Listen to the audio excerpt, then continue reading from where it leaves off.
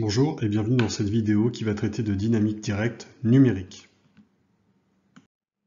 Pour rappel, la dynamique directe consiste à résoudre les équations du mouvement afin de simuler le comportement du système lorsqu'il est soumis à des actions extérieures et des forces d'actionnement, issues donc des actionneurs. Les équations du mouvement pour un système de solide rigide peuvent s'écrire sous forme générale, comme étant d'un côté la somme entre les effets de gravité et les quantités d'accélération, et de l'autre les efforts extérieurs et les efforts d'actionnement. Les termes centraux, c'est-à-dire les effets Coriolis, gravité et les efforts extérieurs, peuvent être regroupés sous un terme générique C, dépendant de la vitesse et de la position articulaire.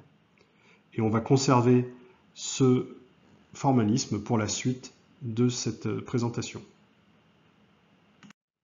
Il existe deux algorithmes efficaces pour résoudre le problème de dynamique directe. Le premier s'appelle l'Articulated Body Algorithm, ou l'algorithme de solide articulé. Cet algorithme permet le calcul de dynamique directe de manière itérative ou récursive. Sa complexité est du coup relativement faible et il est extrêmement utile pour les systèmes ouverts, donc que l'on va chercher à parcourir justement de manière itérative. Le deuxième algorithme est le Composite Rigid Body Algorithm, ou algorithme de solide rigide composite. Celui-ci permet un calcul global, donc il va permettre de calculer notamment les quantités H et C. Sa complexité est plus importante que l'Articulated Body Algorithm, mais il est extrêmement utile pour les systèmes contraints où on a besoin justement d'obtenir les équations globales du système. Intéressons-nous tout d'abord au Composite Rigid Body Algorithm. Dans ce problème-là, on cherche à évaluer les matrices H et C pour obtenir Q point point. La première étape consiste à obtenir C. Pour calculer C, on fait tout d'abord le constat que C ne dépend que de l'état courant du système, c'est-à-dire Q et Q point. Si l'on a une méthode qui permet de calculer la dynamique inverse sur notre système, une méthode comme Newton-Euler, vue à la présentation précédente, nous allons être en mesure de calculer C en posant que l'accélération sur le système est nulle. Ainsi, C sera directement égal à la dynamique inverse du système pour une accélération nulle. Pour calculer H, nous allons revenir à sa définition. Pour rappel, H apparaît dans l'énergie cinétique du système et regroupe tout simplement les termes multiplicateurs des vitesses au carré, des vitesses articulaires au carré de notre système. H est appelée la matrice de masse généralisée du système. L'énergie cinétique peut également s'exprimer sous la forme d'un produit entre les vitesses spatiales et les inerties spatiales des différents solides. En effet, c'est tout simplement la somme de 1/2 de la vitesse spatiale fois l'inertie spatiale fois la vitesse spatiale pour chacun des solides. Connaissant l'expression de l'énergie cinétique à partir des vitesses articulaires Q point et connaissant l'expression de l'énergie cinétique à partir des vitesses spatiales xi, nous sommes également en mesure d'exprimer ces vitesses spatiales en fonction des vitesses articulaires Q point. Pour cela, on utilise l'équation de récurrence obtenue lors de la présentation sur l'algèbre spatiale, qui permet d'écrire que pour xi k, k étant le kème solide d'une chaîne de solides rigides, la vitesse spatiale est égale à la somme de 1 à k des SI Q.I, SI étant le sous-espace de mouvement associé à la ième liaison. En remplaçant la vitesse spatiale par cette expression dans l'expression globale de l'énergie cinétique, nous obtenons une expression mixte entre l'inertie spatiale des solides et les vitesses articulaires des solides. Nous obtenons donc l'expression que nous avons ici. Le couplage entre les différents solides du système de solides rigides se fait seulement sur les solides en aval des solides IJ, du max de ces deux solides.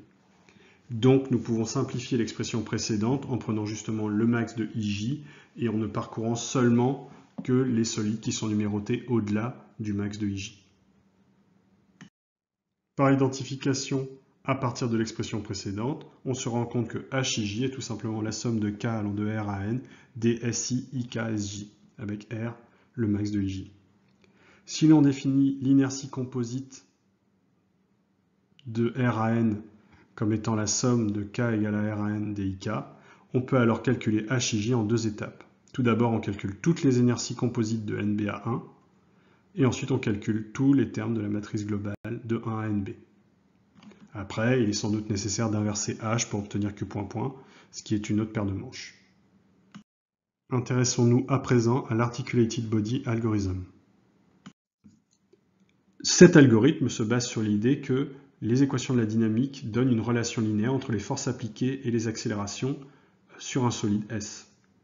Ainsi, considérant que l'on applique un effort F sur un solide S, faisant partie d'un système de solides rigides, on est capable d'exprimer son équilibre dynamique sous la forme simple F, donc les actions qui s'appliquent sur ce solide, est égal à IA fois xi point plus PA. Xi point est l'accélération spatiale du solide telle que l'on a définie jusqu'à maintenant. IA est la matrice d'inertie spatiale que ce solide semble avoir si l'on tient compte des effets inertiels associés aux autres solides de la chaîne. Et PA est la force de rappel, tout simplement la valeur de F quand le solide ne subit pas d'accélération. IA est appelée inertie du solide articulé, d'où le nom de l'algorithme Articulated Body Inertia. Considérant l'équilibre d'un solide au sein d'une chaîne articulaire, comme on l'a vu précédemment, on est capable d'écrire en spatial les équations du mouvement de ce solide, les équations d'équilibre de ce solide, à l'aide de Newton-Euler par exemple. Il est nécessaire de transformer cette expression en l'expression utilisée pour l'Articulated Body Algorithm, FAI égale IA xi point I plus PIA. Sur cette base, l'algorithme fonctionne en deux étapes. La première étape consiste à calculer l'inertie des solides articulés de l'extrémité vers la base, et ensuite de la base vers les extrémités de calculer les accélérations articulaires et les accélérations spatiales à partir des inerties des solides articulés, des forces de rappel et des accélérations des solides précédents. L'étape numéro 1 consiste à exploiter l'équilibre du solide pour faire apparaître les quantités force de rappel et inertie articulée du solide courant. Pour cela, on exploite notamment la valeur du couple articulaire pour pouvoir se débarrasser notamment des expressions d'accélération articulaire. On obtient alors une expression pour l'inertie articulée et la force de rappel articulée du solide courant. Je ne détaille pas ces équations puisque, comme vous le voyez, elles sont relativement lourdes. L'étape numéro 2 consiste à exploiter l'expression du couple articulaire pour justement venir isoler les quantités accélération articulaire ainsi que accélération spatiale, comme vous le voyez ci-dessous. Encore une fois, pas nécessaire ici de rentrer plus dans le détail des équations, qui est relativement lourd, mais néanmoins facilement implémentable informatiquement.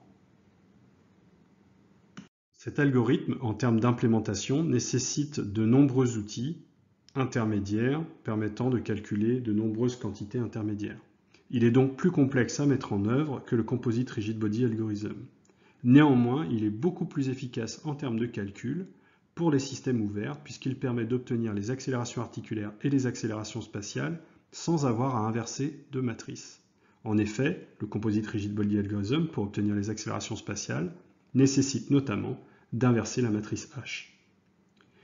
Pour les systèmes contraints, néanmoins, le Composite Rigid Body Algorithm permet de tenir compte systématiquement des contraintes dans les équations et donc est beaucoup plus générique de ce point de vue.